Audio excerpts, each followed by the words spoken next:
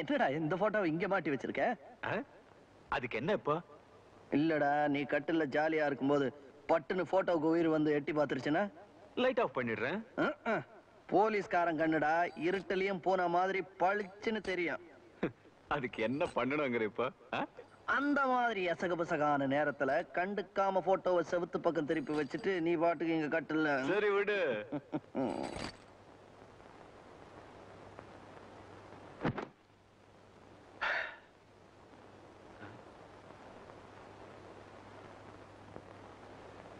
To Miss Radha from Raja.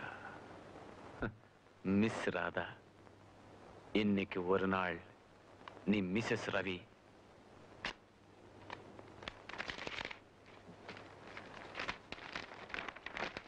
அன்புள்ள ராதா, வேறு வழி இல்லாமல் தான் நான் உனக்கு இந்த கடிதத்தை எழுதுகிறேன். நாம் இருவரும் ஒருவரை ஒருவர் நன்றாக புரிந்து கொண்ட பிறகுதான் காதலிக்கவே ஆரம்பித்தோம். அதற்கு முன்பே ரவியின் மனதில் நீ நிறைந்திருக்கிறாய் என்று தெரிந்திருந்தால் நான் உன்னை சகோதரியாகத்தான் பார்த்திருப்பேன். நீ இல்லாமல் அவனுக்கு வாழ்க்கை இல்லை, அவன் இல்லாமல் நான் இல்லை. நீ என்னை காதலித்ததற்கு அடையாளமாக எனக்கு செய்ய வேண்டிய ஒரே ஒரு உதவி, எல்லோருக்கும் முன்னால் ரவி உன்னை தன் வருங்கால மனைவி என்று சொல்வதை ஏற்றுக்கொள்வதுதான். உன் காதலை மறக்கின்ற அந்த வேதனையை என்னால் தாங்கிக் கொள்ளவே முடியாது. ஆனால் ரவிக்காக நான் என் உயிரை கூட தியாகம் செய்ய தயாராக இருப்பேன். தயவு செய்து நான் இப்படி ஒரு தியாகம் செய்து விட்டதாக கூட ரவியிடம் சொல்லிவிடாதே. காரணம், அவன் என்னை விட உணர்ச்சி வசப்பட்டவன். அவன் உன்னை விட என்னைத்தான் பெரிதாக மதிப்பான். ஆகவே என்னை மறந்துவிடு, மன்னித்து விடு ராஜா.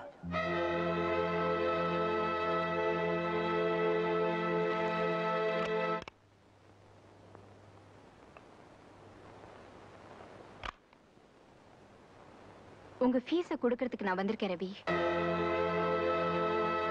என் ராஜாவோட உயிரை காப்பாத்துறதுல என்ன பொறுத்த வரைக்கும் நீங்க கடவுள் ஆயிட்டீங்க. கடவுளுக்கு பலி கொடுக்க வேண்டியது நியாயம் தானே ரவி. ஆனா உங்க காம பசிக்கு ஆளானதுக்கு அப்புறம் நான் நிச்சயமா உயிரோட இருக்க மாட்டேன். அதுக்கு வேண்டிய விஷத்தை நான் கையோட கொண்டு வந்திருக்கேன்.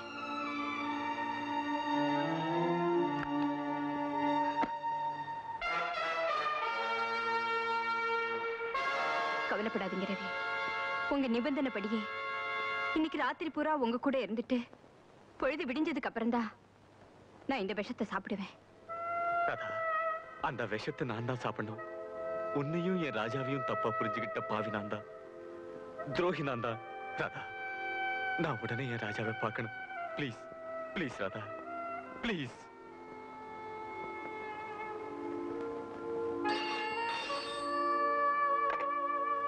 Hello, Raja here. ராஜா, நான் ராதா பேசுறேன். ஹே ராதா, எங்க இருந்து பேசுற? ரவியோட புது வீட்டுல இருந்து. எல்லாம் அப்புறம் விவரமா சொல்றேன். ராஜா, ரவி வீட்டு கிரகப்பிரவேச அன்னைக்கு நீங்க எனக்கு அனுப்பின லெட்டர்ல உள்ள விவரம் ரவிக்கு இன்னைக்கு தான் தெரிய வந்தது. அவர் உடனே உங்களை சந்திக்கணுமா? நானே ரவியை நேர்ல பார்க்கணும் தான் நினைச்சிட்டு இருந்தேன். கோர்ட்ல எவ்வளவு அருமையா வாதாடி எனக்கு விடுதலை வாங்கி கொடுத்தான். அங்கேயே அவனுக்கு நன்றி சொல்லணும்னு நினைச்சிட்டு இருந்தேன். ஆனா ரவியை பார்த்ததும் அவன் பழசையெல்லாம் இன்னும் மறக்கலைங்கிறத நான் புரிஞ்சுக்கிட்டேன். அதெல்லாம் அப்புறம் பேசிக்கலாம். இப்ப இவர்கிட்ட பேசுங்க. பேசுங்க ரவி.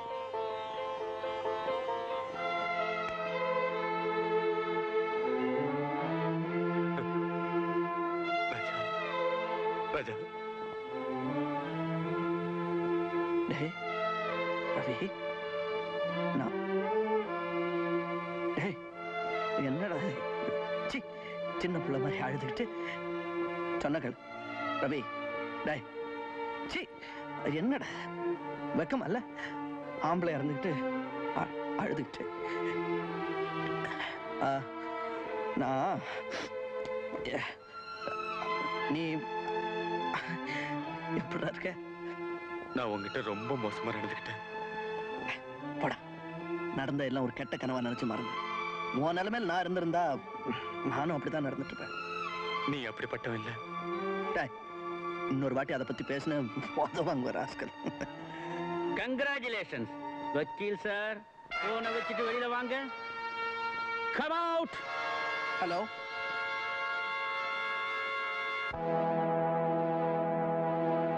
என்ன பிரபல கிரிமினல் லாயர் ரவி அவர்களே, சௌக்கியமா இருக்கீங்களா? அரசாங்க கோர்ட்ல ராஜாவுக்கு விடுதலை வாங்கி கொடுத்துட்டீங்க. ஆனா அதுக்கு எங்க கோர்ட்ல நீங்க பதில் சொல்லி ஆகணும். சொல்லுங்க. உனக்கு என்ன பாயிண்ட் வேணுமோ அதை மட்டும் கேளு. ஓ, பாயிண்ட்டுக்கு வரீங்களா? வக்கீலாச்சே, அதான் பாயிண்ட்லயே நிக்கிறீங்க இல்ல? ஓ, ஐயோ பாவம், அதுக்குள்ள ரத்தம் வந்துருச்சே. இன்னும் எவ்வளவு கதை பாக்கி இருக்கு. ரமேஷ், ராதா என்ன தப்பு பண்ணா? அவளை போக விடு. அறிவு கெட்ட முண்டம். அவளை விட்டு அவ நேரா போலீஸ் ஸ்டேஷனுக்கு போவா. அப்புறம் அந்த ராஜா கிட்ட சொல்லுவா. அதுக்கப்புறம் அந்த பையன் இங்க வருவான். தேவையில்லடா, நானே வந்துட்டேன். சபாஷ். கேத்ரின்,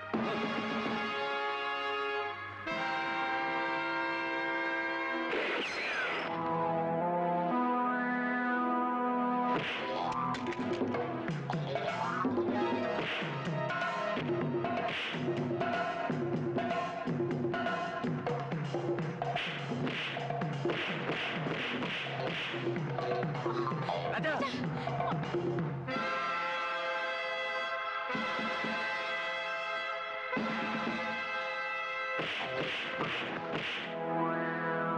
டேய், இவனையும் பிடிச்சு கட்டுங்கடா.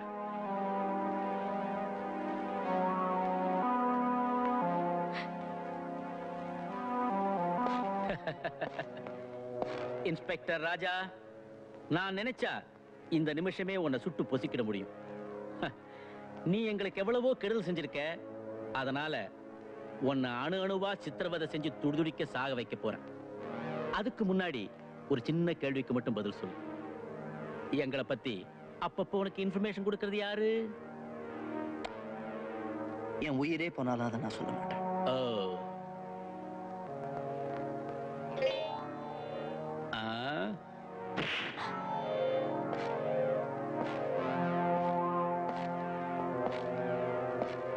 மரியாதையா சொல்ல போறியா இல்லையா?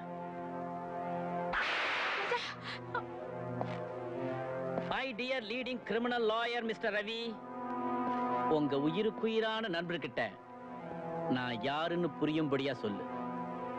அந்த இன்ஃபார்மர் யாருங்கிறதையும் சொல்ல சொல்லு. ராஸ்கல், நாங்க ரெண்டு பேரும் எப்பேற்பட்டவங்கன்னு உனக்கு தெரியாது.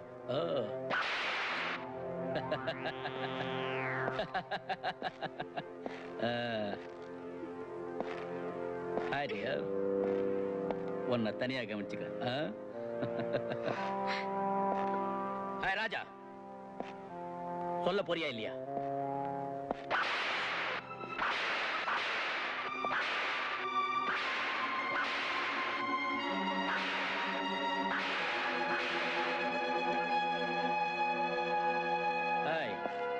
அந்த இன்ஃபார்மர் யாருன்னு சொல்ல போறியா இல்லையா?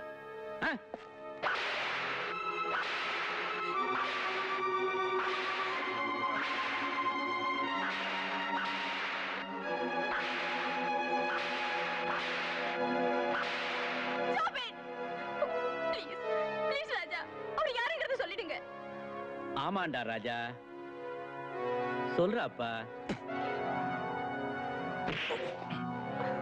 ஏய், உன்னால இந்த சவுக்கடியை தாங்கிக்க முடியும்.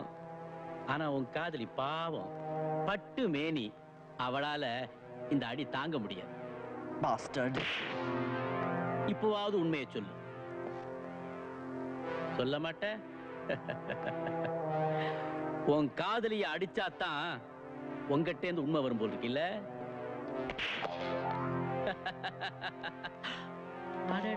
மறந்தே போயிட்டேன். நீயும் அவளை உயிருக்குயிரா காதலிச்சிருக்க. ஃப்ரெண்ட்ஸ்னா எல்லாத்தையும் பகிர்ந்துக்கணும்டா முட்டாள்.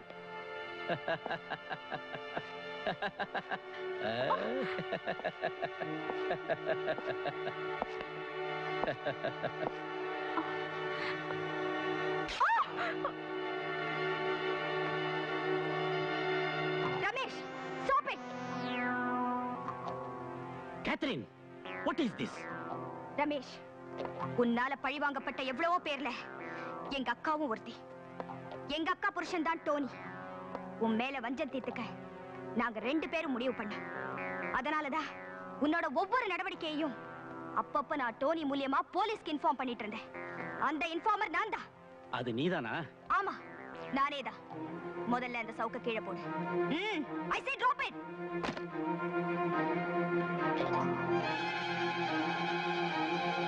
கேத்ரின், உனக்கே நல்லா தெரியும், உன்ன மாதிரி எத்தனையோ பொண்ணுங்க என் பாக்கெட்ல இருக்காங்க.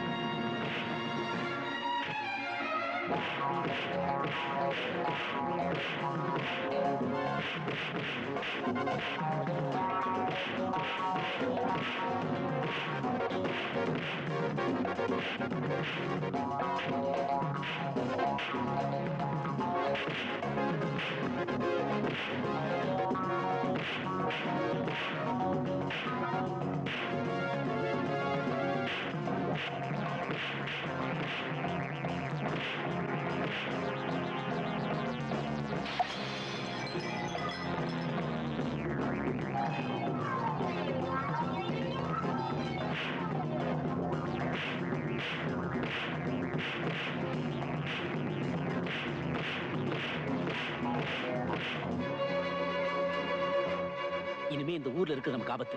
நேரா ஏர்போர்ட் போய் நம்ம சொந்த பிளேன்லயே தப்பிச்சிடலாம். யார் நீ?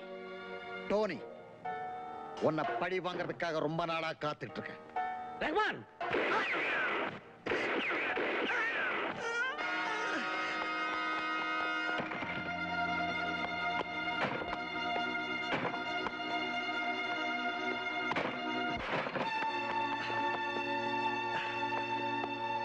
டானி, டானி, ராஜா, என்ன பத்தி நீங்க கவலைப்படாதீங்க. ஆனா எனக்காக ஒரு உதவி பண்ணுவீங்களா? சொல்லுங்க சொல்லுங்க டானி. ராஜா, மர்சியோப்ல இருக்கிற என் மகளுக்கு இதுவரைக்கும் அவங்க அம்மா தான் இல்லாம இருந்தாங்க. ஆனா இப்போ அவ அப்பாவும். நோ, நான் உயிரோட இருக்கிற வரைக்கும் அவளுக்கு எந்த குறையும் வராம நான் பாத்துக்கிறேன். நீங்க கவலைப்படாதீங்க. தேங்க்யூ ராஜா, தேங்க்யூ ராஜா. கடைசியா நான் உங்களுக்கு ஒரு இன்ஃபர்மேஷன் கொடுக்க போறேன். உடனே ஏர்போர்ட்டுக்கு போங்க. இல்லனா ரமேஷும் ஜானியும் அவங்க சொந்த பிளேன்ல தப்பிச்சிடுவாங்க. போங்க, சீக்கிரமா போங்க. Danny, Danny, no, Danny.